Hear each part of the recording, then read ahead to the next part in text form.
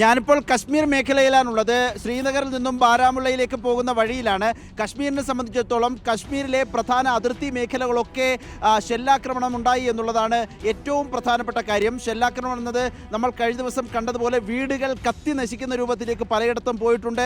പലർക്കും പരിക്കേറ്റിട്ടുണ്ട്, പലരും കൊല്ലപ്പെട്ടിട്ടുണ്ട്. കൃത്യമായ വിവരം ഇനിയും ഗ്രാമങ്ങളിൽ നിന്ന് ലഭിക്കേണ്ടതുണ്ട് എന്നതാണ് നേരം പുലരുമ്പോൾ നമുക്ക് അതിർത്തി ഗ്രാമങ്ങളിൽ നിന്ന് ലഭിക്കുന്ന വിവരം. ഏറ്റവും പ്രധാനമായി ഉറിയിൽ ഉഗ്ര ഷെല്ലാക്രമണങ്ങൾ നടന്നിട്ടുണ്ട്. സ്ഫോടന സമാനമായ മിസൈൽ ആക്രമണത്തിന് സമാനമായ ആക്രമണം നടന്നിട്ടുണ്ട്. ഈ പാകിസ്ഥാൻ പോസ്റ്റുകളിൽ നിന്നാണ് അവിടെ നിന്ന് ലഭിക്കുന്ന ദൃശ്യങ്ങൾ, അവിടെ നിന്ന് ലഭിക്കുന്ന ചിത്രങ്ങൾ അവർ വിളിച്ചു പറയുന്നത് അങ്ങനെയാണ്. ഒപ്പം തന്നെ കുപ്വാര ചൗക്കിബാൽ അടക്കമുള്ള അതിർത്തി മേഖലകൾ ആകെ അശാന്തിയിലാണ്. ഇന്നലെ കഴിഞ്ഞ ദിവസങ്ങളിൽ ഉണ്ടായതിനേക്കാൾ കൂടുതൽ തീവ്രമായി ആ ഭാഗങ്ങളിൽ ഷെല്ലാക്രമണമുണ്ടായി, വെടിവയ്പുണ്ടായി, സ്ഫോടനമുണ്ടായി എന്നുള്ളതാണ് അവിടെ നിന്നും ലഭിക്കുന്ന വിവരങ്ങൾ. ഇപ്പോഴും കൃത്യമായ വിവരങ്ങൾ ഇനിയും ലഭിക്കേണ്ടതുണ്ട്. ഇതിനൊപ്പം ബാരാമുള്ളയിലും, നമ്മൾ ബാരാമുള്ളയിലേക്ക് ഉള്ള യാത്രയിലാണ്, ബാരാമുള്ളയിലും സമാനമായ സാഹചര്യമാണുള്ളത്.